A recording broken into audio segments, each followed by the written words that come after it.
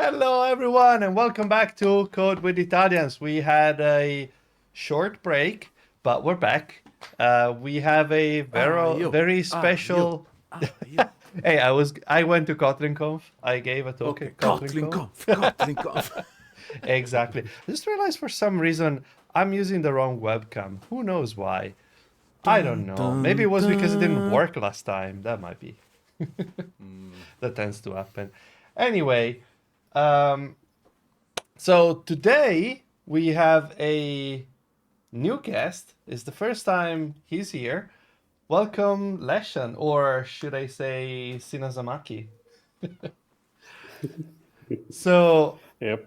uh, if you, like me, had no idea who is behind the Sinasamaki videos and website, then Leshan is the guy.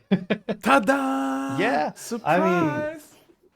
I am very excited to have you here today because, as I was saying before the stream started, I've been looking through your website and the backlog, and there are a lot of very cool and creative effects that you've put together and shared.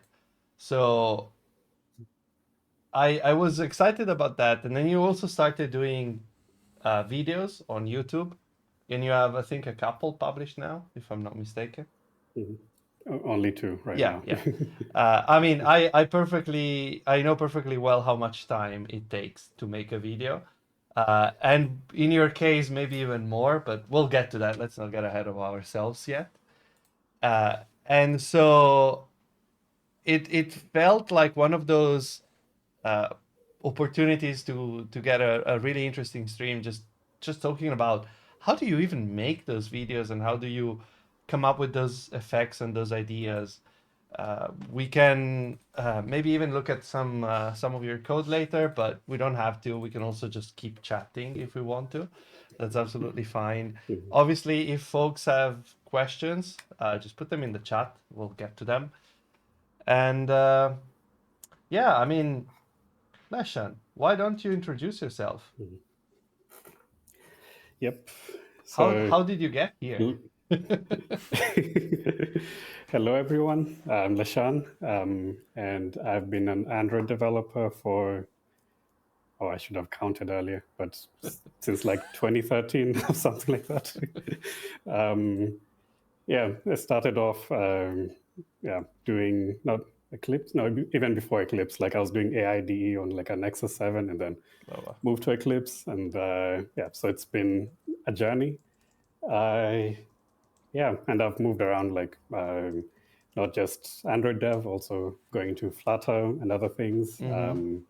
But like around 5 years or 6 years ago, I started a professional career, and 1 year into it, I started feeling a bit constrained by it, and yeah, so decided to start sinasamaki, where I do like not the things that work for my employer or work for getting money, just like yeah, having fun on the internet. So I created sinasamaki, and yeah, started with game development.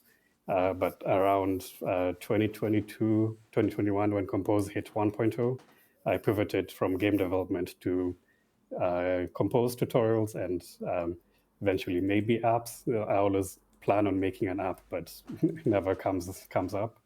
Um, but yeah, it was that's kind of my story. And then now later on, and Compose for desktop came out. Compose multi-platform came out.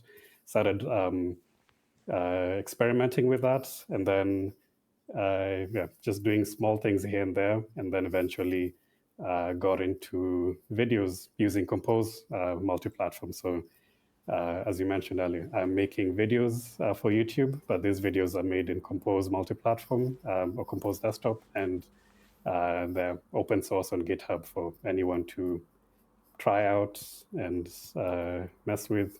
I don't know, present it yourself if you want.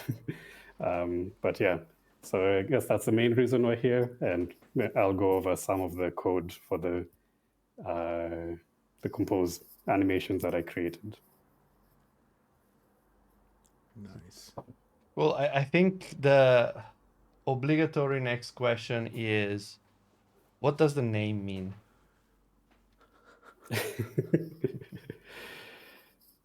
Yes. So sinasamaki is Swahili for I don't have any fish. I'm from Kenya, so that's kind of my native language. And it's a very hard thing to explain.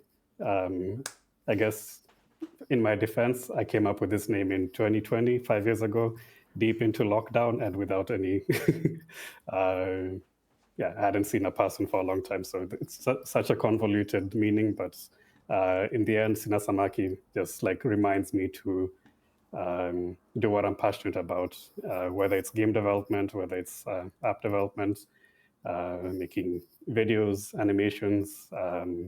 Yeah, it's just a personal reminder for myself to just do fun stuff. Yeah. Nice. Okay, so this is a bit of the backstory, and I would like to discuss. Someone in chat was saying they thought that it was anime related. Actually, yeah, it does. There are some like weird similarities between Swahili and Japanese. Oh, I okay. usually notice it like watching the World Cup and like when they have the names printed out in like Latin letters and like a name like Yamamoto, which is in Swahili it means hot meat, and I'm like, oh, there's some similarities that I don't even Ah, know this is how great. it came about. Yeah. Nice.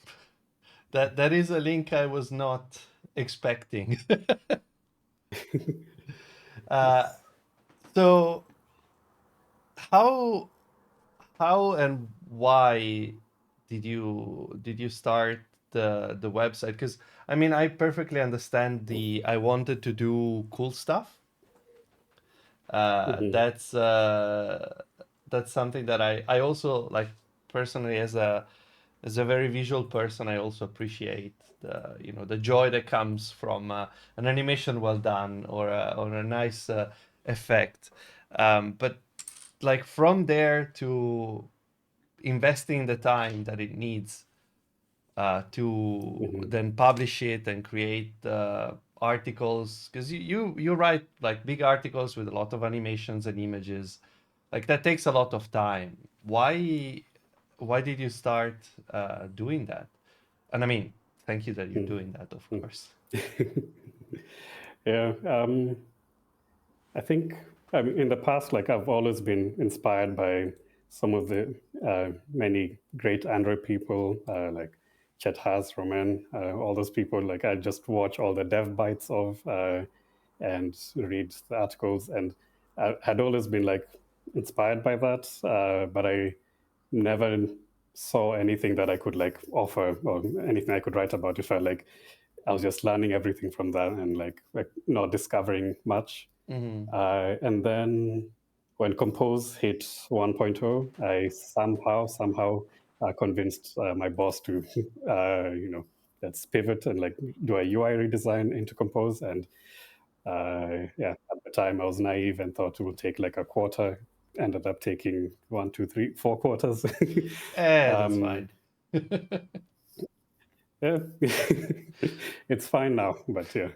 Um, Yeah, so throughout this process, and when I was like going through, there were not many articles and videos. Mm. There were some, but like not so many that I could rely on like some of the very specific things that we were doing with the previous version with the XML, and saw kind of like a gap where I was going through so much of the Compose open source code, even the documentation on the official website, and finding solutions to all this stuff, and in some cases, like seeing extra things that were a bit like not that were not possible with XML, but like they were very difficult to achieve with XML. But with Compose, it's just like so much easier. Hmm. Um, and yeah, and I saw as this as the opportunity to kind of like get into that space and do some open source stuff, articles, video at the time was like something that I would do maybe in the future, but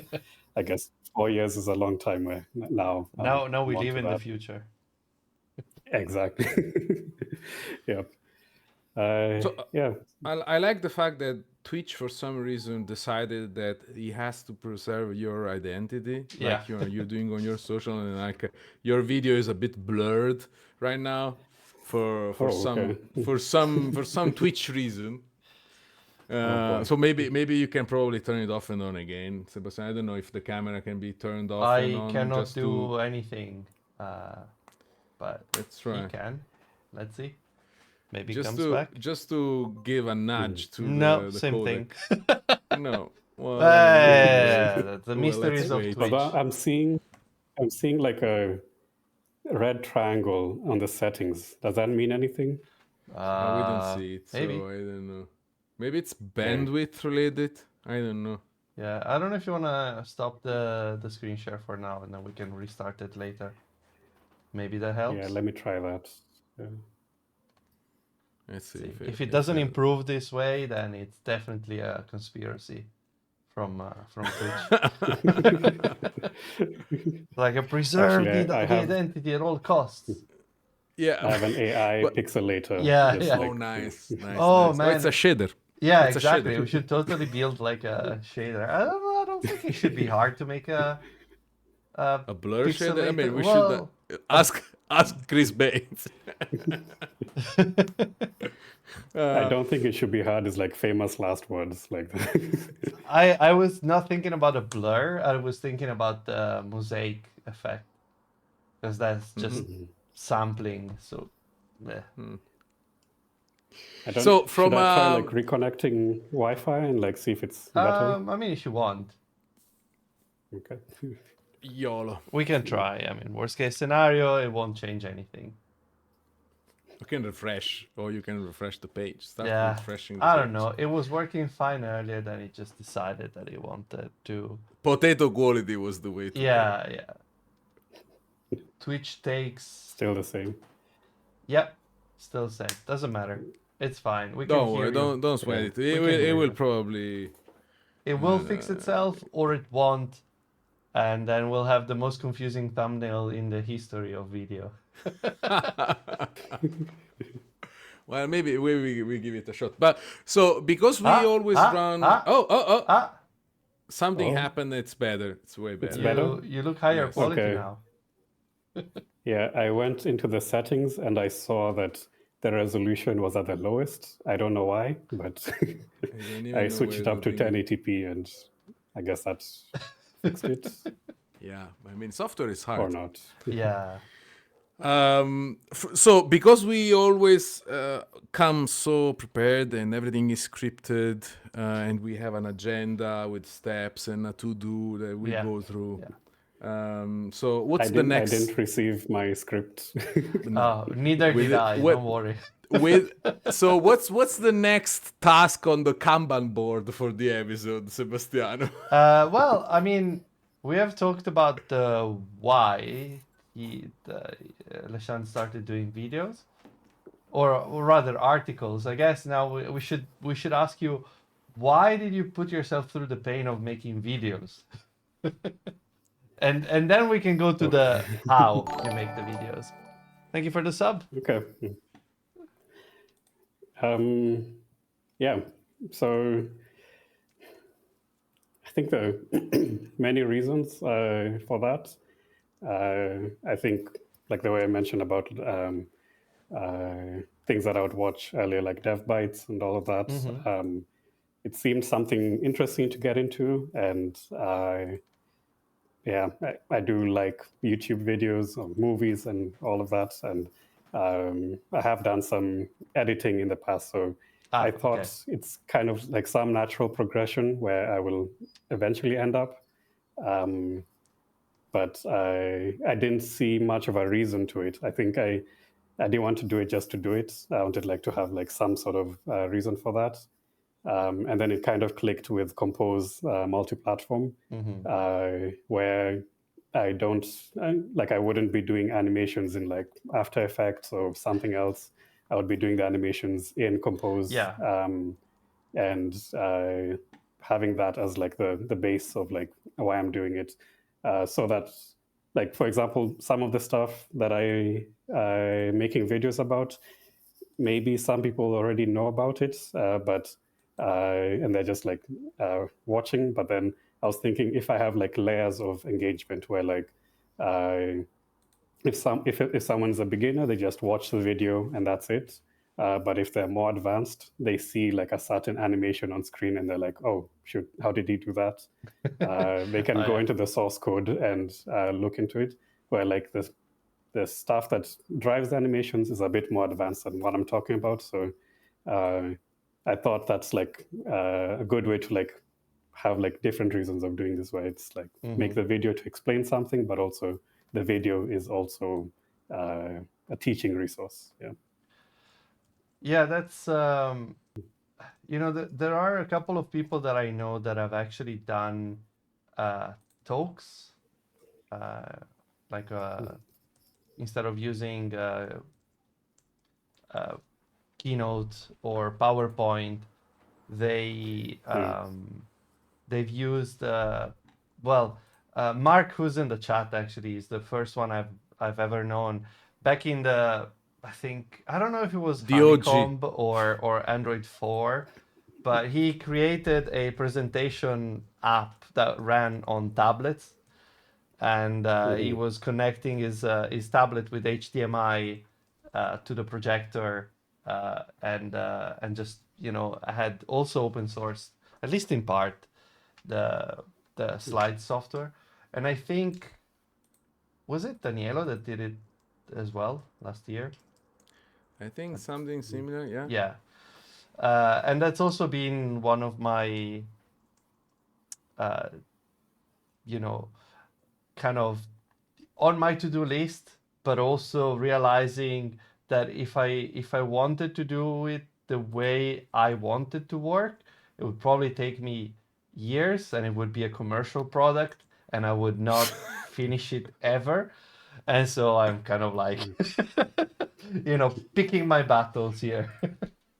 Oh, and Mark saying that he copied the idea from Rito Meyer. So, there's a long lineage of this sort of thing. But I think it's interesting that you've you've done it obviously in Compose for desktop and for video, and I'm actually curious to understand how your setup works. But also, as someone that has also done video editing and compositing and video making in general in the past, when I think about making like videos of things, I'm like, oh god, that's gonna take too much time. So my reaction to, I really like doing video, but am I gonna record videos? And we're like, no, I'm probably just gonna write the blog post instead, or do a talk about it, because even though it takes a lot of time, it still takes less time than doing video. So chapeau. Yeah. Yeah, I guess so, definitely. Because I did start off, I think the first time that I did something like this was as a presentation. It was actually at my previous workplace, where I did like the Compose rewrite.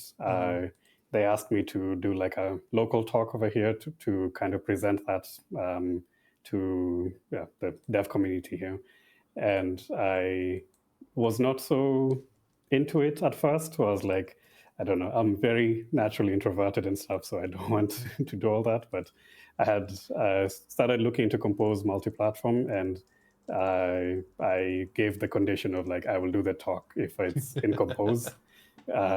And I also like gave like, many benefits. So benefits, I was saying like, I can just, I don't need to screen record anything in the app. I just, move that component here and I have it, there for the presentation. So that's the first time that I tried that. It was like very, very janky. I mean, what I have now is still very hacky, like held together by tape. But back then was like even worse. And then, but it went well, and I got like good good remarks about it. And after that, I don't remember when exactly, but I applied to do a Kotlin Conf talk, and with something similar to what I made for mesh gradients.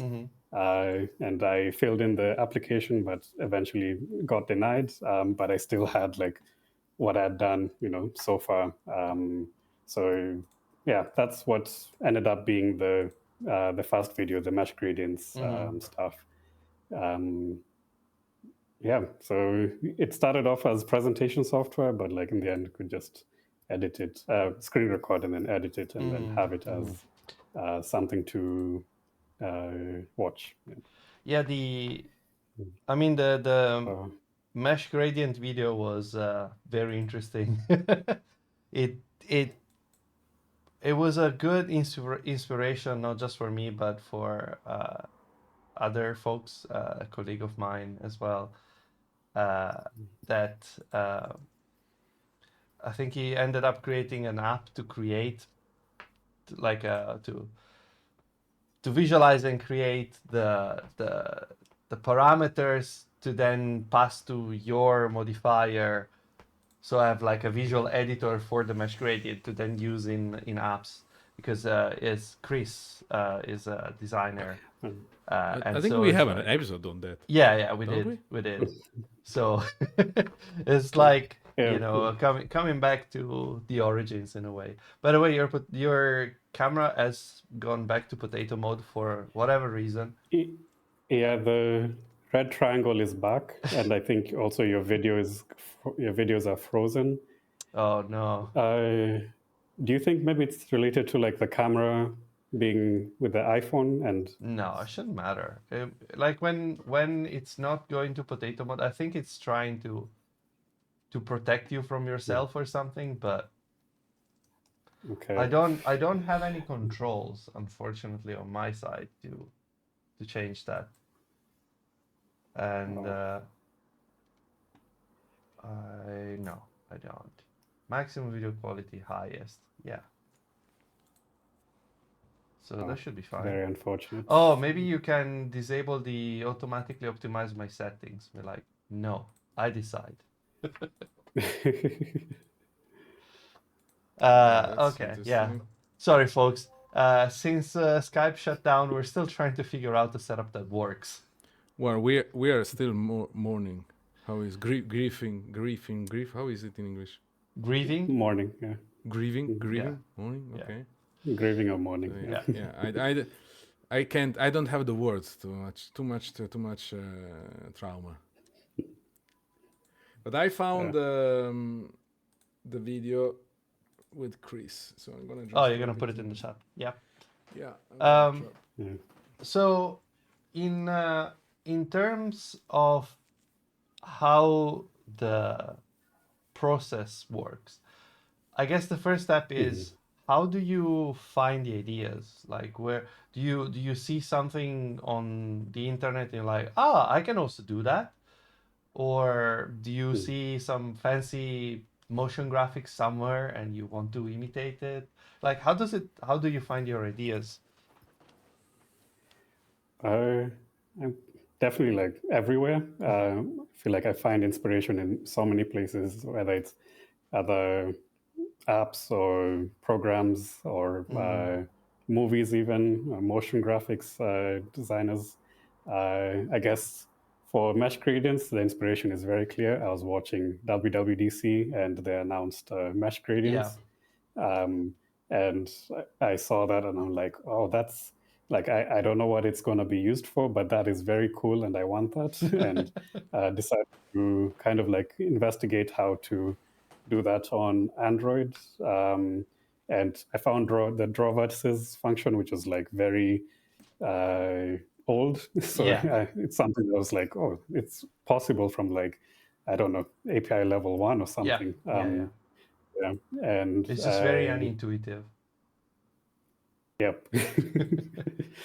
But after making a whole video with it, it's very intuitive.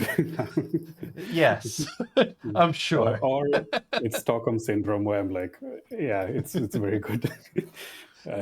There's a sentence from old professor from high school, and he always say there is no easy or hard. There is you can do it and you cannot do it. And if you don't know how to do it, you can learn it. And once you learn how to do it, now it's easy. So it's always that philosophical thing. Is like once you get it, that's it. Okay, it's another thing that I can do. So I completely see. I mean, people can pilot planes on a daily basis once they learn how to do it. Oh yeah. I mean, we landed the rover on a comet, so I'm pretty sure that we can do stuff as a species. But just out of curiosity, are you one of those people then, it's on Twitter and then somebody say, oh, I did this fancy thing in Swift UI. This is so cool. And then the Flutter people came, oh, I did this in Flutter. And then you're like, fuck, I need to do it in Compose now because otherwise people are going to shit on the thing. So because I have a friend that does that on a regular basis, and we have him over with that kind of attitude. He spends the weekend, I found this animation. Are you still talking about Chris? Yes, they were like, because they were like, oh yeah, you can do it in Swift, and I was like, yeah, you can do it in Compose, and then they're like, oh, you can do it in Flutter, and I was like, fuck, now I need to do it in Compose and publish it. So it's no, I don't think so. I think for me, the times that I've done it is like when I like saw the tweet or so whatever it is, like when I'm on my laptop and they're like, oh, we did this in Flutter, and want to procrastinate whatever I'm doing, and I'm like, okay, I can do that in Compose. I think I remember there was like a passport encryption animation a while back where it was a card passing through like a line and then like turning into encrypted stuff. And I was on my laptop and I think I was doing something boring and I tried to do that instead. It's like I could fix the Gradle build or Yep. Been there, done that. But I think I mean the Gradle build is gonna be there anyway, right? So I mean, but the animation is. I mean, is that the whole reason that Gemini in Android Studio has a very convoluted welcome animation when you first start it? Maybe. I mean, can't confirm or deny. We will never know. Was it on a Kanban board? We will never know. Nope. That was a ticket specifying, Sebastiano, we need the fanciest shit ever. Nope. It's like this. As a user, I want to see the fanciest animation. Correct. Yeah, sure. Did I like create that. the issue myself 2 minutes before opening the PR? Maybe. Oh, look at that. They assigned a It's a ticket P0. to me. I need to do it now. Oh man, it's a very high priority ticket. It's like, let me check with my boss. I mean, to be That's fair, it. To be fair, that was partly because I also wanted to show what's possible, because we were starting to migrate, or I was starting to migrate the Gemini tool window into Compose for Desktop, and there was no animation there yet. But I was like, well, we can have animations now, and we can have like nice animations. And it took like a couple of hours of just trying things out and seeing what made sense. So I perfectly understand the I wish I could do that. Like I could do something boring, or I could spend a couple of hours making an animation that is impactful or transmits something or shows the possibilities to other people. And I personally am very excited about the idea of making spending some time creating an effect that then people are like, oh yeah, that makes sense, and oh yeah, I can also do that. Sometimes that doesn't take a couple of hours. Like I think it would take a couple of hours, and it ends up taking a couple of weeks to get done. But I'll get there eventually. Yep. Well, I mean, it sparks joy, right? Yeah. Does it spark joy? Yeah. I am very easy to make happy. I just need animations and fancy graphical effects. So once you have an idea, like, do you go straight into the coding? Do you look for maybe prior art online, like seeing if someone has done something similar in Swift or in Flutter, how they achieved it, or do you prefer not to know, do your own thing and then compare at the end? Yeah, I think I think the coding process feels very like every time I start coding an effect, it always ends up different. So I don't try to like shield myself from other stuff. I try to go through, like, for example, with the mesh gradients, I opened up Xcode and tried out what they had, and saw like how it works, how it breaks, like all the things that happen with it, and also how to animate and draw inspiration from that. In the end, it felt like it was much different from what was there, because I started off with in Swift UI they have like, I think it's a float array where you put in the values in there, and you have like two multi-dimensional arrays where you have like one that has the points and the second one has the colors. And I tried that at first, and then in the end, after like my, I don't know, 6th, 7th mesh gradient, I was like, what, this color goes with this? No, I can't do this. So like I just smooshed it together and like made offset to colors, and so it's like a pair of offset to a color. And yeah, so small mutations like that happen along the way where if I even tell you like what I was going for in the beginning, it's completely different from what I have in the end. But yeah, so I just collect inspiration from different places, and yeah, used to be on looking at Pinterest. Nowadays I use Cosmos, like looking through that, and also with lots of like random motion graphics animations on YouTube. Sometimes I even find myself in an After Effects tutorial where they're talking about some random things, and I'm like, okay, how do I do this? And sometimes it's actually like some After Effects tutorials, they have like a little bit of code or pseudocode where you can see like, oh, okay, they are changing the cap of the path. I can just do that in Compose like this. So yeah, it's from everywhere. I used to do After Effects. I kind of know how it works. I've done some motion graphics with it, and yeah, sometimes you have to write JavaScript without syntax highlighting, without completion, in a text box. I hear essentially the pain. It's rough. I feel anytime I'm coding outside of anything IntelliJ, JetBrains, I just feel like my heart is like even Xcode is pushing it for me.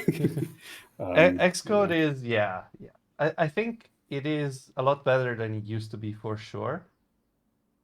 I still want they have file renaming now, so that's good. Yeah, mostly. I still really dislike the UX. I think it's more getting in the way that helping me. Yeah. But I don't have to use it every day, so I'm fine. Yeah. I think for me, it's just, I look at my system storage and Xcode is at the top with like taking up the most of like any of my apps. And I just have it for a random, iOS Compose build. I don't code much in it, but it's like takes up so much space, and I don't know how to justify it where I don't even use it much. But now I'm and you also do Flutter, right? You say that you also do a bit of Flutter. Because I'm just saying it because we were like 30 seconds in the stream and you just dropped the F bomb, as we call it. As you call it. Yeah. Well, actually, you and a bunch of people in chat right now. You know who you are. So. Because I don't do fancy stuff, so I do the same stuff that I was doing and I'm able to do on Android I do it also in Flutter. So I pretty much show like a JSON in a list view, right? So that's the extent of my fanciness. So Yeah. what's the approach? Is it similar? So do you like the framework as well? Because you also you are familiar with Swift, right? So you open Xcode, you give it, you are able to understand Swift UI and build the same thing in Compose. Is it Flutter Ye- like a decent comparison? I Okay, let me explain my Flutter experience first before, and also I would request that you censor it if in the YouTube video, like I don't say Flutter, you just like bleep it. But It sounds like work, my friend. We do not do work on this channel. No. There is no there is no cutting or editing post. This is as you speak. It ends on YouTube tomorrow evening. That's it. So that is the whole very thing. reassuring. No, there is nothing. Anyways, so I was doing like a work study while I was still in university, and I was making an Android app for this company that wanted an Android app, and I at some point that project like kind of like hilariously fell apart, and they were like, okay, we're going to move you to another project that has different requirements, and they wanted me to make a iOS and Android app for them. And I was like, okay, like that was my first developer job, and I'm like, I'm not going to lose it. So, and I'd started like looking into a bit of Flutter at the time. And I tested it by myself, and I saw like it can do iOS decently. And I was like, okay, we can use this Flutter. I showed them like a demo, and they're like, okay, you can use it. And as I was using it, I fell in love with the declarative UI. And I was like, damn, this is really keep in mind, this is pre-compose. This was back in the XML days. So I really liked it, and I built the app, finished the project, and then later on, my next job was in native Android, back in native Android, and back to XML. I was happy. I imagine the shock. Yep, I was happy to be back in like the Kotlin land. Even Java would be I really don't like Dart too much. Yeah, Dart is a bit weird. I mean, Dart is Java, but a bit better. But Java from maybe 5 or 10 years ago. Yeah, but the thing is that if you're used to Kotlin, it feels so weird. Like, let's create a data class. It's gonna be like 20 lines and 15 libraries. And you're like, you are overriding everything. You're like, I want a string and an int in a in a circle. You can do it in Java now. You can use records. Oh yeah, I mean you have records. Do they have records? I mean the thing works. Yeah. So record is the JVM name for data class. So basically, but Dart is weird. But again, it works, right? So we went to a similar path with one of my projects. We started with the Android app, and then at some point the CEO asked, okay, when I'm gonna be able to install the app on my iPhone? I was like, what do you mean? I mean, you asked for the Android app. Oh yeah, but now, I mean, everybody has an iPhone, and I was like, first of all, who? Citation needed. Yeah, but what they meant was like, the C-levels have an iPhone, so when can we? So everyone does. Yeah, everybody, you peasant. So, but I have like a 1,100 euro phone. So peasant who? Anyway, but yeah, there was the thing. At some point, I was like, either we find another developer, or we just ask the Android developer to also do iOS, and and I was like, and now we have a Flutter app. Yeah. That is, it works because the AI kind of helps you if you need to do basic stuff, but what you do, that would probably be impossible with AI. It depends. I guess we'll see in a few years or so, and then. Oh yeah, I mean, right now it's the six finger kind of situation, when they were not able to create images, and we had people with six fingers, and the spaghetti were creepy, and now you can build movies. Thank you. I mean, if you go. I think if you try to do some of those effects, if you ask to do it in like web, I am relatively confident it will get you somewhere towards the result. If you're doing mobile, like if you're doing Compose or Swift UI, No, it's Compose unlikely. no, but Flutter, Actually, I mean, Flutter you can do a lot of stuff. No, actually, I tried Juni, and so far, like with every other thing, like I see web developers praising, I don't know, Claude or whatever, and saying it's amazing. And then I try like some Compose stuff in it, and it's like, no, it's using. Sometimes I even see some Flutter stuff added there, and I'm like, no, wrong platform. The only way I managed to generate some semi-competent Compose code so far has been with the latest Gemini model. I don't know what they did, but it kind of works. Obviously, not perfect at all. But when I was trying with like Claude, I haven't tried the new Claude model, whatever.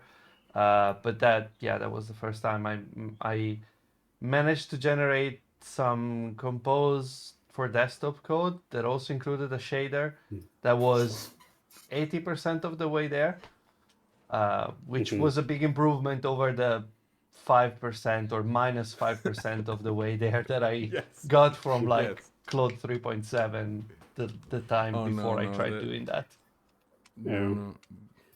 But yeah, I think Juni, if you try Juni with some Compose stuff, it could be much better.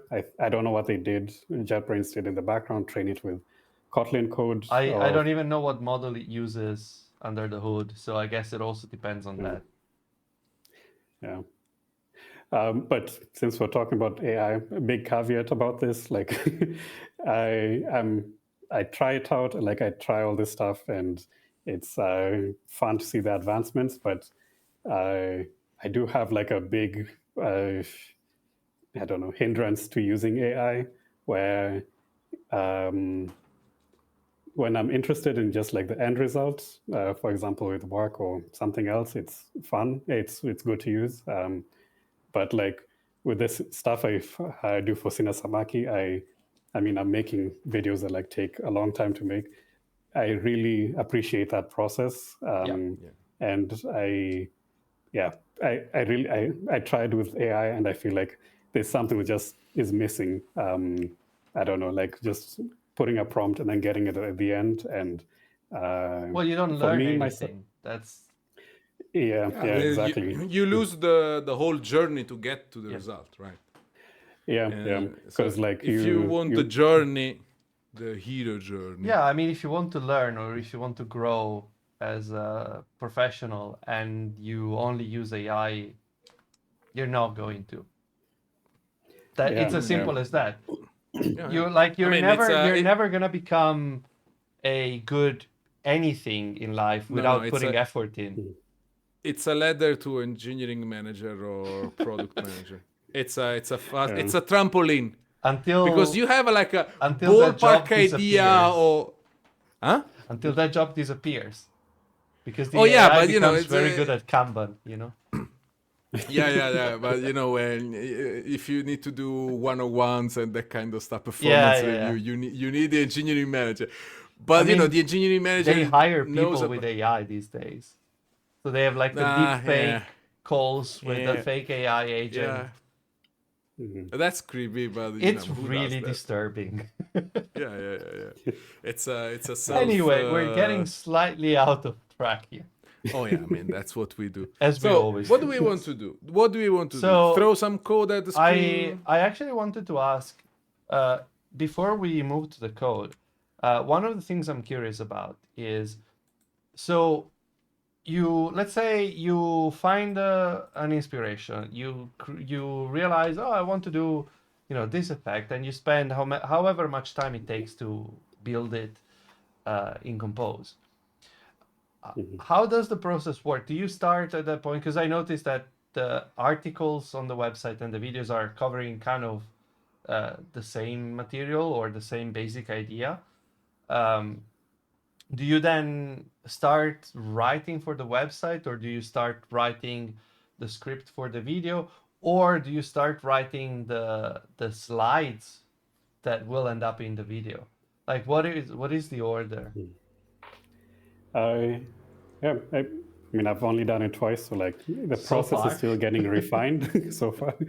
But I would say so far, let me just push the articles to the side and say the articles that come afterwards are kind of like sawdust from the making the video. So like the minor things that didn't make it into the video, I push as articles.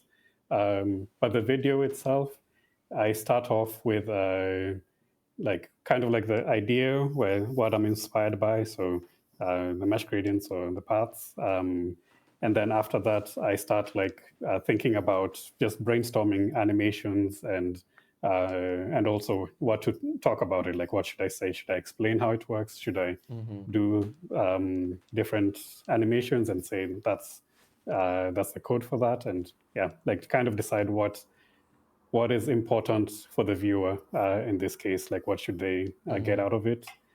And then I usually also go into, I have like a project that I just call the Scratchpad, where it's a project that has like Compose Hot Reload in it. And I think I'll say something later about Compose Hot Reload, because like that's been a lifesaver for me. I think I wouldn't have done any of this stuff without that.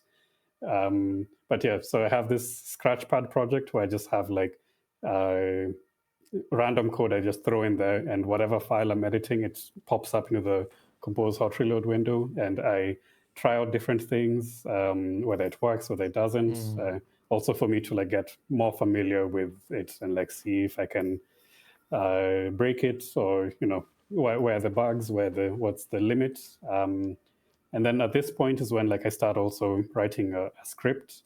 So I have like a script in Obsidian where I write what I want to say. Of course, the first pass I just like dump everything like a word for word. And then second pass I go through and like see the things that don't sound good as audio, because like sometimes you write something and you're like, this is amazing, but like you read it and you either find out it sounds like a robot, or you can't even say that sentence combination, where you're like, my tongue can't move like that. So yeah, I go through the second pass where I go do these edits, and also add like animation, kind of like stage directions or something, where I say at this point this animation should happen, or at this point that animation should happen.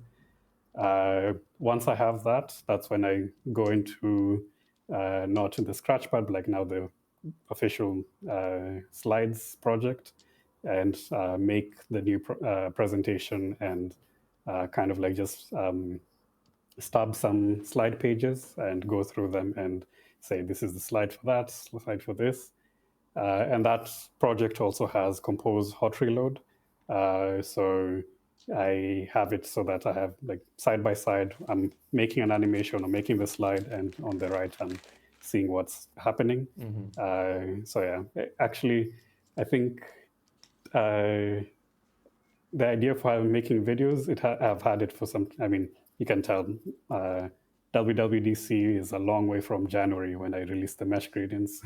And between that, there were like periods of like when I would try and start like the project and make a slide, and I'm like, okay, and then let me run it, check what's happening, and it takes so much time in between.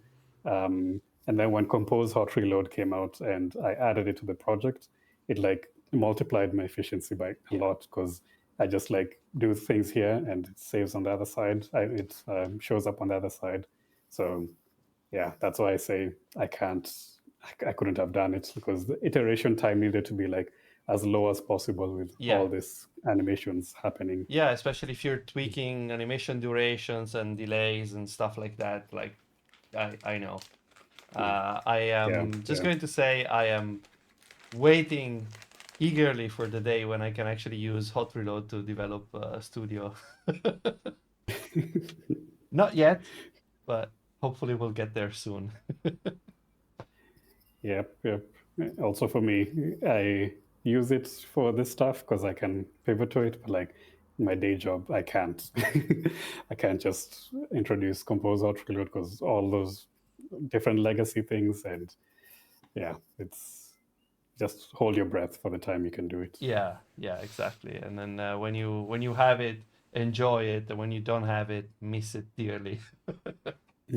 I mean, I guess you get, at least on Android, you get part of the way there with things like Live Edit, but I don't think it works as well when you're doing animations and UI work.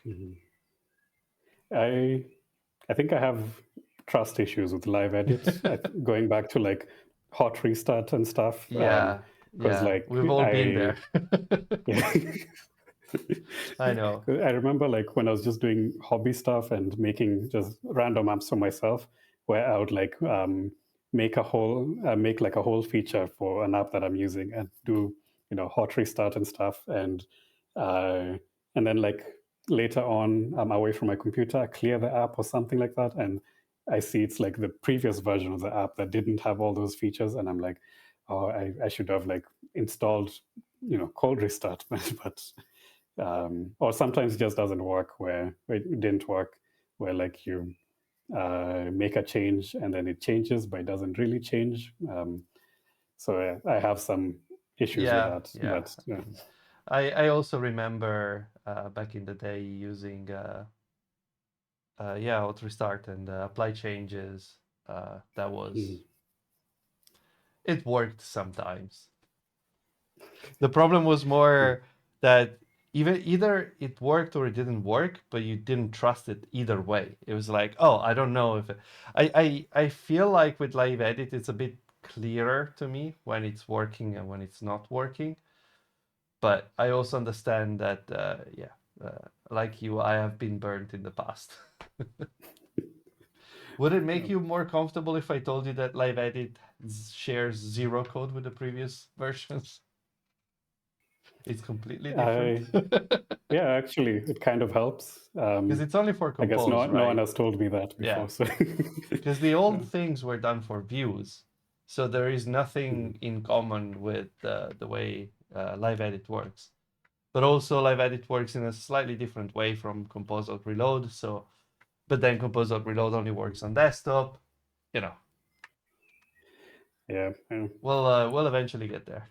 I still need to, like, I'm waiting eagerly for the Kotlin Conf recordings because I didn't get to watch Sebastian's talk about Hot Reload, and I wanna catch up on that too. But hopefully they will be out soon. Waiting also for that. So okay, let's say you have your effect done, you have the script done, you have coded the slides, and you're happy with them. How do you record it? Do you just like start recording the audio, start the application full screen, and record the screen, or how do you do that? Damn, actually, that's a whole part of the process that I missed.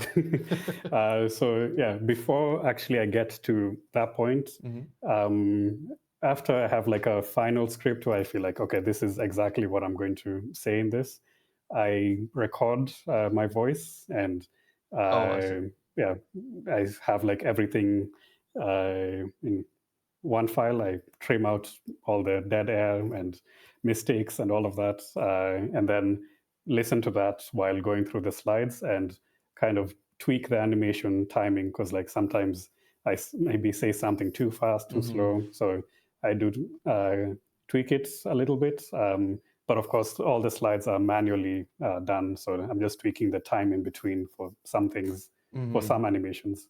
I see. So you're advancing things manually as you play back your audio. Yes, yeah. Okay. So after I made some tweaks here and there, usually not so much, I listen to the audio while screen recording my entire screen, and I advance it while listening and kind of match it up to what I'm saying at the moment. Sometimes it's not just advancing. Sometimes I click around on some interactive elements. So I wait for my voice to say, and this item, and then I click on it. And then once I have that, I I move that over the audio and the screen recording, move it to DaVinci, and then cut it up there and add some. If there's some place where I need to trim or add something, I try to minimize the amount of things I do at that point, because at least you don't have to do color grading.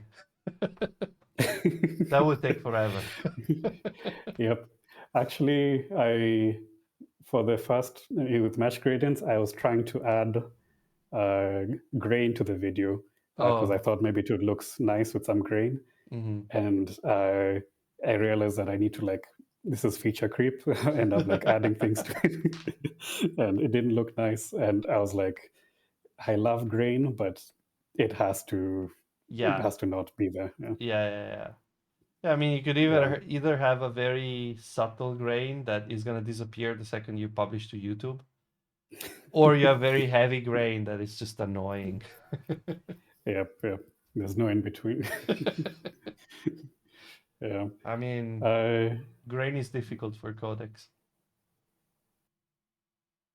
Yep. So I think other than that,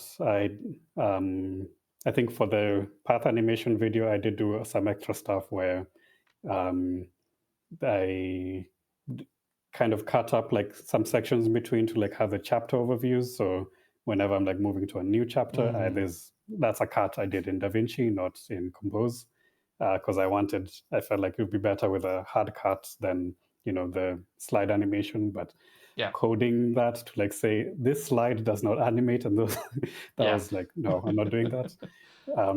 So I did that in DaVinci, and also at the beginning where I have the music matching up with animations. That I couldn't. That was a lot of work to do it in code. So I did that in DaVinci, where I cut up according to the waveform of the music, and but not a lot. Nothing like color correction or anything. So because the other thing I was wondering is, obviously, you kind of do a single cut when you record, according to what you said, and then you splice up things in DaVinci in post, let's say, as you need to. Because the way I would approach it is, I would probably do one bit and then record one bit and then just edit everything together. But because of the way your video works, is you have fluid, smooth transitions between the various slides. So you really cannot do that. You can, I guess you had to do where you do the section cuts. You essentially stopped, paused in the recording for a second or two before moving to the next slide, and then just cut that bit out, right? Yeah. That in the original audio, it was just one take straight through where there was not much space in between. But I cut that in DaVinci and made that space in between. I mean, we have about 20-25 minutes. Do you think we could look at some code? And then maybe we'll ask you back to look at some effects together, or maybe the next video. I mean, you're probably gonna make it before we have another slot anyway, but I wouldn't be too sure, but yeah. I'm aiming for maybe, if I can do at least 4 videos a year, I'll be okay with that. That seems very reasonable. Still a lot of work. So yes, yep. Okay, let's see if I can share my screen. Yep.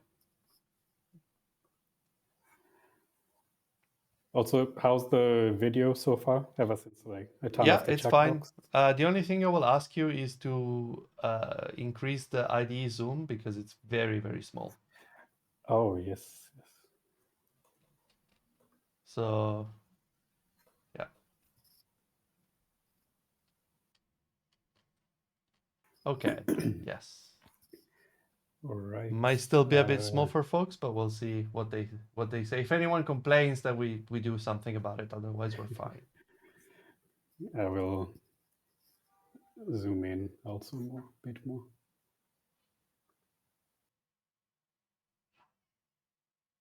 Yep. Mm-hmm.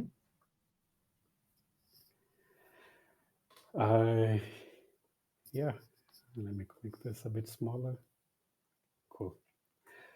Okay. Yeah. As I've mentioned, this is just a Compose multi-platform project. Mm-hmm. I do have it only with desktop because I thought I'm just going to use desktop for this. I don't need to screen record this on my phone or something. Or on your Apple Watch.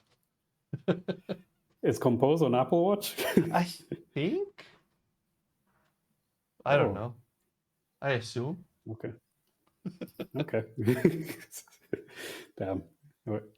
I think that would be a bit interesting because is the Compose for Android Wear the same as Compose for the phones, or is it like the Compose for Compose for Wear is the same, but they have additional libraries on top to do all the round layouts and stuff like that. But I don't know if that's. So it's. I think there is a Wear Compose Wear thing, like there is a Compose TV thing, and then there's the material stuff on top for the layouts and whatever. Because I guess I was thinking of like widgets, because widgets have like a whole other Compose widgets to like work with, so it can be a bit weird when using reusing I don't think stuff. Glance would be supported.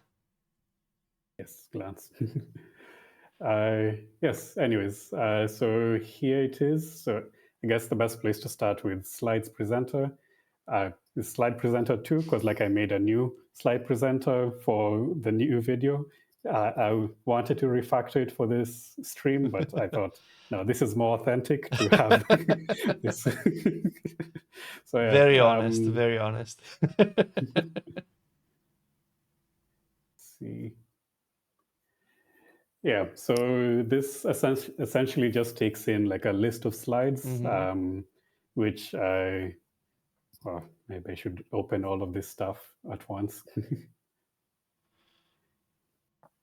Yeah, so each slide has all the information for the state and also what the content is. So that's the list that we're passing in here. And then inside here, I just have, let me start from down here.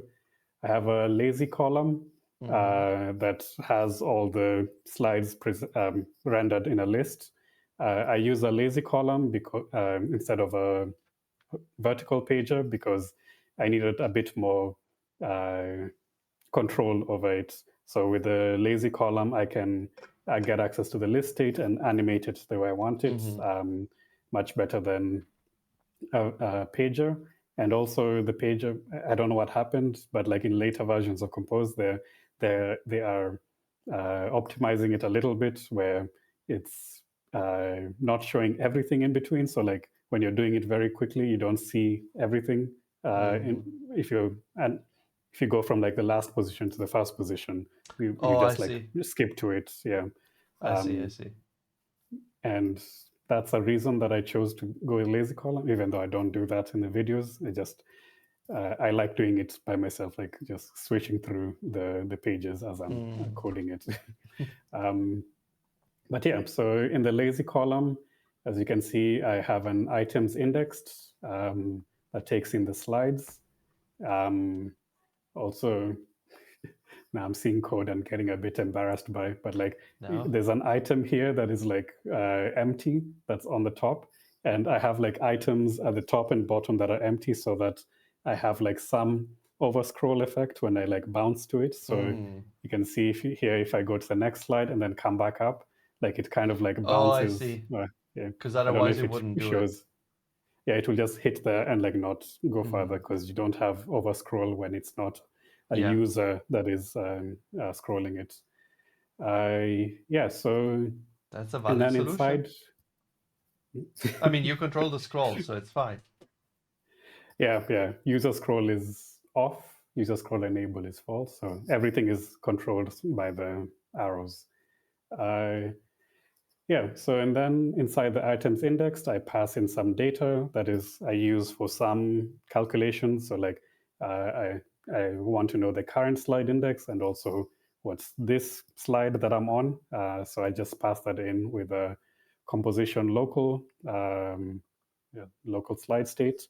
And then inside every slide, I can just say local slide state, what's my slide, or local slide state, what's the current slide.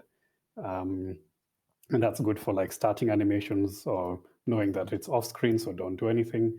Because sometimes the lazy column might try to prefetch a slide, and you're like, no, don't yet until like I actually am the current slide.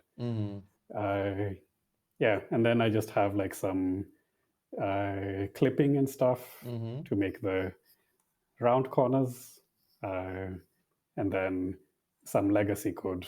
Don't look at that. Okay, I'll pretend it doesn't exist. Yep. Yeah, so this is essentially what presents the stuff. And then inside the on preview key event modifier, this is where like I have the logic for like when you click the right arrow, the left arrow, what it does. So essentially, when it's on a certain slide, before it goes to the next slide, it kind of queries the slide itself and says like, do you have any next state to work on? So like, for example, like this slide, the first state is this, only showing one item. The next state is like showing another item on top, and then the next state is showing the last item. So when you're here, it like kind of checks whether we can move to the next slide or move to the next state within the slide. Yeah, and we can also see how this state is created. Yeah, this is the chapter overview. Let's zoom in. So yeah, this is where I have like this section of like path drawing, path effects, path measuring. Oh, this is super zoomed in. That's the nature of live streaming. Yeah. You look at very, very large code. Yes. So in here, this is the list slide advanced that I showed earlier. I will refactor it to just be list slide. Again, I made a new one for the new video. But yeah, list slide advanced has this list called state mutations and also an initial state.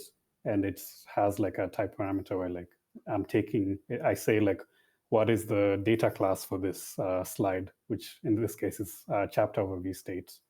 And if we go to this, we can see the different booleans here. So like in this case, I have show effect, show measure. So like show effect is this path effects box that's slided in. And then show measure is this last one here. And they're initialized to be false. And then in the state mutation, I basically have like a function where I pass in the previous state and then make the change and then return the next state. So here I'm just taking the previous state and then saying copy that. I mean, it's implied, but this dot copy, and then I say show effect true, and then it mutates the state and then changes it to true. And then when I come to here, it takes in the previous state and adds that. So that's just for me to make it a bit easier. We're like going through things. Actually, in the mesh gradients, I don't even know how I did it, but like instead of copying things, I was declaring a new data class every time. So like everything that from the previous one I had to copy over to the next one.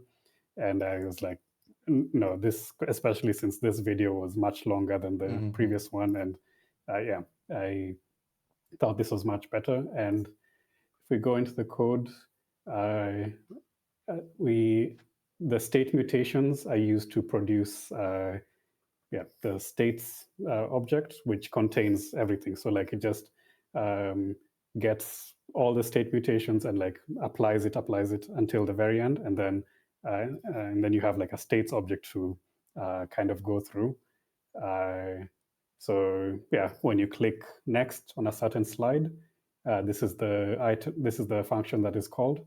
So yeah, if it's reached the end, it will return false and say, I don't have any more states.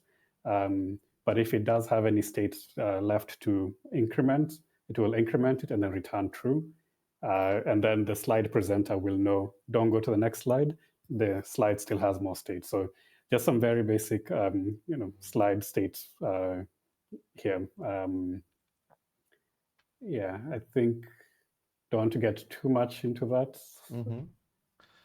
I was thinking for kind of like showing the process where how I would make a new slide. So yeah, so if I have like an idea for a new slide or I'm stubbing everything, I just come here and make up a slide, test slide. Sure. Yeah, and then I have like a autocomplete thing that does all that stuff. Yeah, so it's easy. And then I just give it a name and it kind of fills in everything for me. I love me a good live template. Yeah. I think sometimes you just like think about how many times am I going to do this? Yeah. If it's more than code? 2, I'm going to create a live template. Yep. Yeah, so once I have that, I just come here and like add it to the top of my, is it this one? Yep. So I add it to the list of my slides presenter, save it, and now we have like a test slide. Maybe let me go into it and make that smaller. Yeah, so I can make changes here. So let's say we want to make it a bit bigger. Yeah, now it's massive. And then here's where I would essentially come in and try to make some changes and make some animations, make some state, like do different things that for the whatever I want for the slide. So I'm drawing a blank on what to do, so I don't know if I have a suggestion. So okay, yeah. What if the text was like it? You can keep the text or changing to whatever, but what if we have some mutations where we replace, I don't know, we replace the letter E with a pizza emoji? Just to show that you're changing something, right? Yeah. So I can do that. Oops. By first making, let's say, like a title here, and then let's say we have this as the state, as the initial state, and then in here, instead of doing that, in the content, this is essentially like how you're defining the slide, the UI for the slide, and you have like the state that you have passed in there. So you can just say state.title, and that's what we've passed in. And then here in the mutations, we would say copy this dot title dot replace, not that replace. That always gets me. Yeah, so replace that E with pizza. Oh, I guess that's a pizza. Yeah, that's fine. Yes. And then now save it. And then now when I click right arrow, yeah, it changes it. And I can go back and forth, traversing the state, like going up, down. Do you have a way to animate between the states? So, for example, obviously not the text, but if it were the color of the text that was changing, how would you interpolate or cause an interpolation? Well, essentially everything is just declarative. So I would have like a color here, and then maybe we can Oh, you initialize would it just to animate color state in the yes, composable. yeah. Okay. Oh, wrong color class. And Yep. one more question: do you ever have like a one-off animation that changes like a small bit? Yeah, I think you do. But for example, it could be make the text move up or down once. You would encode that as like an offset, probably, I guess. You mean that it's not triggered by moving on the slides or moving through the state, or is it like No, it on would be. initialize? That's a good question. I guess if it were part of the state, then you would just have an offset, I imagine. Yes, yeah. In the state, Actually, I and you wouldn't. would mutate it, probably. I think I might, instead of doing that, I would just have like a sealed class and then say like the state in the sealed class kind of define what I Oh, I want see. it to be, because maybe it could be multiple things that I want to do at once. But I don't know. I think I need something a bit more concrete to kind of think about it. Okay, that's fine. But yeah, let me try this color. So yeah, essentially I would make something like this, and then if I want to, where is my, okay. Is there something like is triggered when you're live coding that like all the autocomplete stuff that you want is at the bottom? Because I'm like, yeah, I think it's the same thing that triggers whenever there's a demo you're doing. Yep. So yeah, so I would have like just a animate color state there, and then here I would make another copy, and then I would say this time color would be, let's say, pink 500. Yes. Ship it. Ship it. So first we change into pizzas, and then we animate that color to pink. Yeah, that's really cool. Do you normally do, because you mentioned earlier that you can also have interactive elements that you interact with. So I guess those would be moved around as part of the like as you're into one of the state mutations. Yes. And then it would still keep that state, because that might be like something you drag with the mouse or something you type. Yep. Yeah, so like the stuff that is interacted with inside the slide and not really connected to the slide's states, that would be controlled just within the content. So in here, for example, I have this modifier that like kind of like circles things when I click on it. Oh. So if I just add that and hot reload. Oh, okay. So it's a bit too big for this. Let's make it a bit smaller. I can see it. Yeah, there we go. Oh, I see. Yeah. So then I have like some things I can like change, like the width. You see, like the width was all the way to the bottom. Okay. So I can make that a bit thicker to see. So yeah, essentially whenever I have like something like that, this is something that I do multiple times. So like I have modify for it. But if it's something that's like more one-off, I'm having a hard time thinking of something. But it's okay, let's say it's like okay. a bounce. I would just have like an on click here where I click on it and then it like bounces by just usually I would use an animatable. So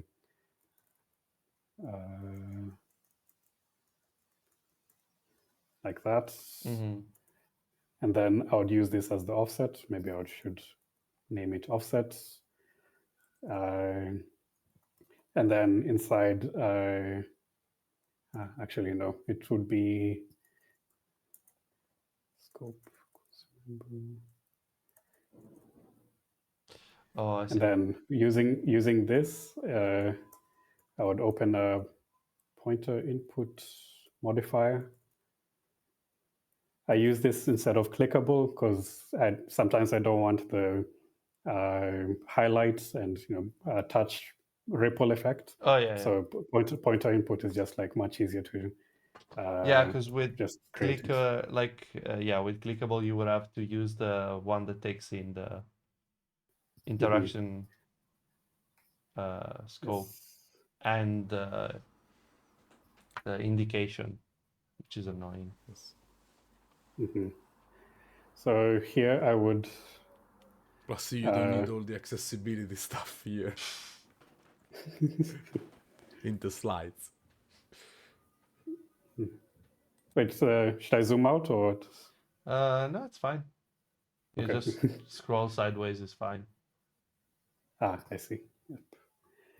Yeah, so essentially what I did, I make like an offset animatable here, and then here I animate to 500 and then back to make some sort of bounce effect. Actually, if I wanted to actually bounce, I would give it a spring over here and then put some damping spring dot, say very bouncy to make it dramatic. Expressive, some might say. Yes, and then I would apply the offsets here where I make a. I hate when it does that. Yep. I don't know why it does that. I just know I'm annoyed when it does. Yep. I am as well until I am just now used to it. Yeah. You just give up, I guess.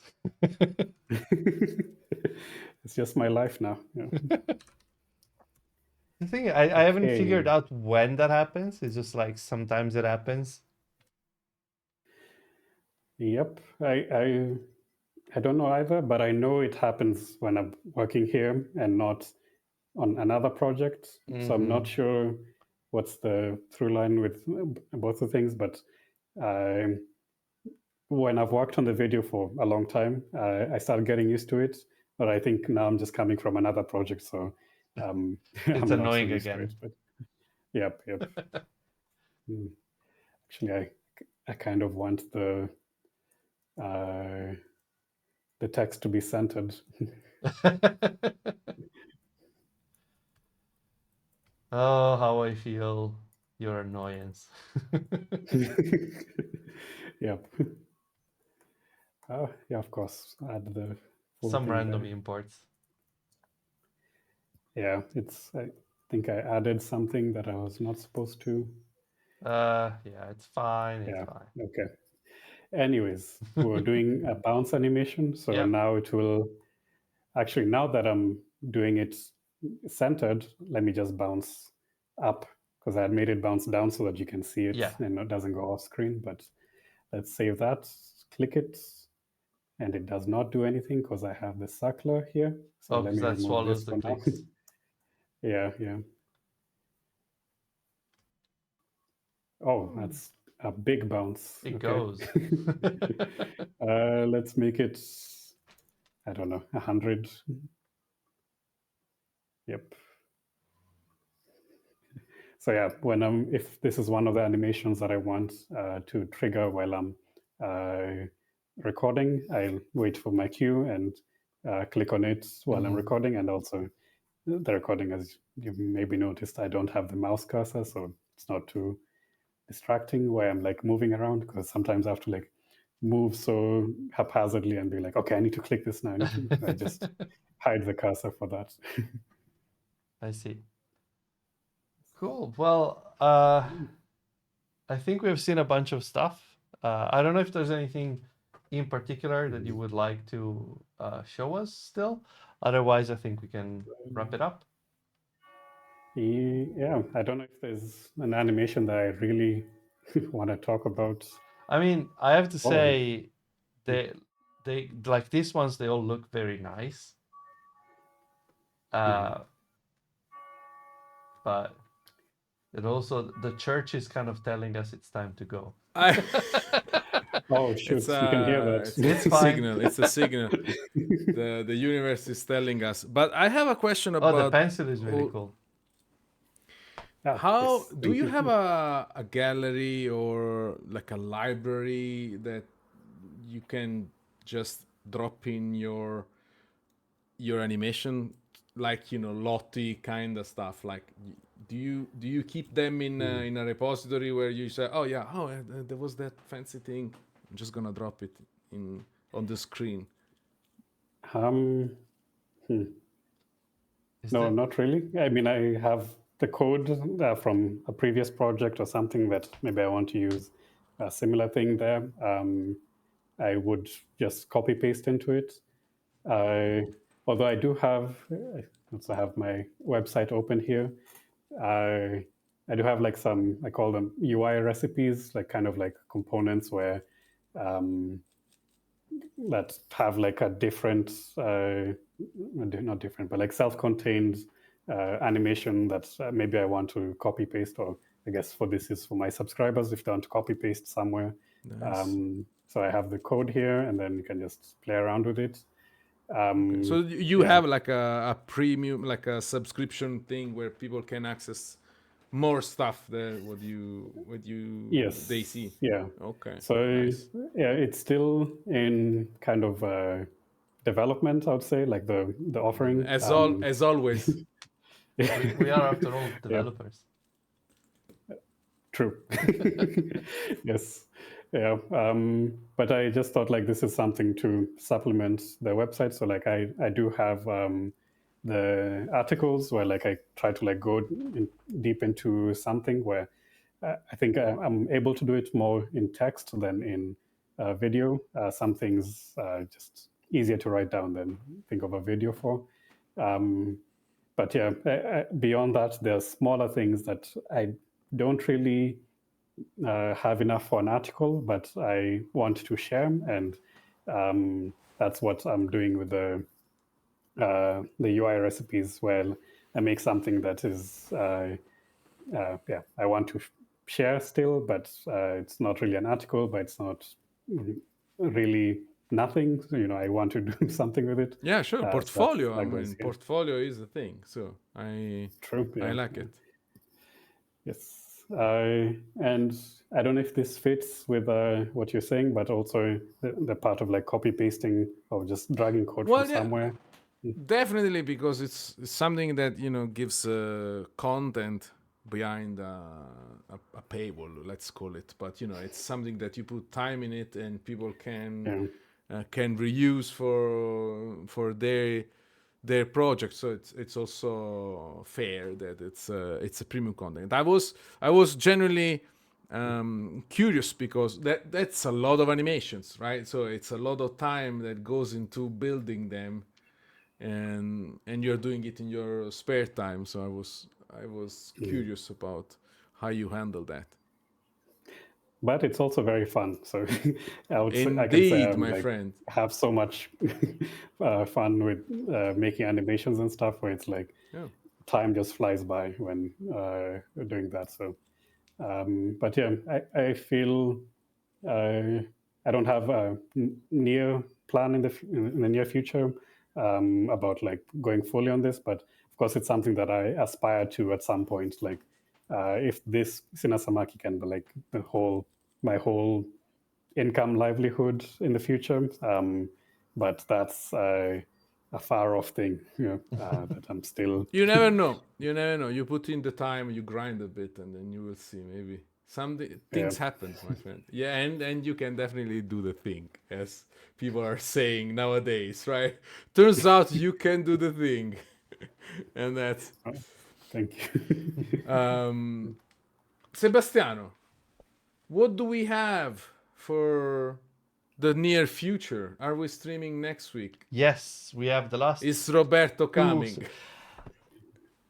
So, it's been 0 days since I've asked him, and he keeps saying yes, but the co-speaker is still on vacation after I/O, and so we're waiting for the co-speaker to not be on vacation any longer, and so we should be. We all know that for Google I/O it's crunch time, and it's also very, very fair that people go on a bit of a PTO after Google I/O. They will come back. They will come back. And Roberto won't have any more excuses to not come. Yeah, but I'm on top of that. I don't know if it's gonna be next week or the week after. Those are the last two we have for the year. Well, for the school year, I should say. We're gonna go Summer break. Yeah, exactly. We're gonna go on a summer break. We're gonna get rest, hopefully. Really? I mean, I'm gonna be working, but sure. Yeah. Do we ever it's gonna be? I'm It's going on gonna be. vacation after the last stream this month, so I can do that. For sure. I mean, I wish you the best, Sebastiano. Right? I'm not bringing my laptop. Maybe. Are you bringing the dog? No. Okay, so you had chances. You have some chances, like a slight percentage of a chance to get some rest. No, I should be fine. But the dog is fine. She's low energy. She's fine. It's like, okay. I mean, probably I'm biased because Spike is. Yeah, your dog is the opposite. I know, but it's a bit. Mine sleeps 12 out of the 13 hours a day I see her, so it's fine. What dog breeds do you have? I just I have a mixed, like random mix of dog. Random. It's random. It's my Labrador is a bit more, energetic when especially in the garden when he's outdoor. So he gets very. Indoor is couchy, as you will imagine for a Labrador. Random.dog. Yes, Luca, exactly that. So do we have a domain? Can we buy a domain? Random.dog. I'm quite sure. Is it? No, there is already. It's taken. Yeah, I'm quite sure it's taken already. It's taken. We cannot have nice things anymore. But maybe we can do randomdog.ai or something, and then get VC funding for no reason whatsoever. Fair, yeah, fair. So, like, what are you gonna do with the money? Dog. Sure. Dog things. Yeah, but AI. Yeah, and I mean, well, and then we flee the country and go somewhere where with no extradition. Smooth. You're leaving Italy? No. we didn't get the money, so I'm not going anywhere. I mean, we haven't tried yet, but even if. No, we came back. Eventually, the food call is too. It's unescapable. So basically, you come back. The pizza is it's pizza. Pizza is pizza. Beautiful people. Agree. Thank you for being with us. This was out of my reach as usual when we talk about. We didn't animation. even do code. No. Not but I get shaders. I get overwhelmed. I get overwhelmed when things move too quickly on the screen, and I think if it's more than one frame per second. Yeah. We need to make an episode also with Chris, like the four of us. Put Ah. the two. Put the. Because I want to. I'll bring popcorn. I will put the three of you in the same chat, and I'm just gonna. I don't know. Maybe we should take Chris and the Shannon Roman, and we just spectate. We just take ourselves But out of the equation. we need to plan this. So I'm gonna create a series of fake accounts on Twitter, and I'm gonna start, pushing animations in Swing UI and shaders and things, and then I'm gonna reel them in one by one. That's evil. That's evil. That's evil. Huh? I don't know if I can even talk if Roman is in the call. I feel like he's like to me like a rock star or something. I'll just be Roman. I'll be watching as well. We can talk about cars with Roman. Yeah. That's it. That's the extent of my interaction. When it comes to optimizing bits, I was like, I'm out of here. Enjoy your stay. Thank you for coming. The streams where Roman comes are the best streams to feel dumb, because it's inevitable. It's like memento mori. You remember the Latin saying, right? Memento mori means remember that you are gonna die. So when you wanted to bring the emperor back to reality, like, okay, you won the war, but chill, bro. You are gonna die anyway. That's with Roman, and you're like, oh, I'm so cool, and then Roman comes in, and you're like, this is so weird. This is so hard. I'm so dumb. And that's it. So it's we need those memento mori episodes every now and then. Yeah, but man, you've seen people in the chat love your work. You're doing great stuff. So don't discount yourself. And Thank you. on that like uplifting note, I think it's a great moment to end the stream and invite you back whenever you want. This was fun. Absolutely. And I think we need to do a stream where we understand each other. Ivan has no fucking clue what's going on because we're talking about animations in depth or something. Because Ivan always have the best. Ivan, you have the best questions where you have no fucking clue what's going on, and beginner mindset, right? Yeah, but that's. It's great because sometimes you just stop and like, oh yeah, why the fuck am I doing this way? I don't know. I trust the experts, so I'm curious. Okay, folks, have a great one. Leshan, what's the next animation, the next video about? And with that, goodbye, everyone.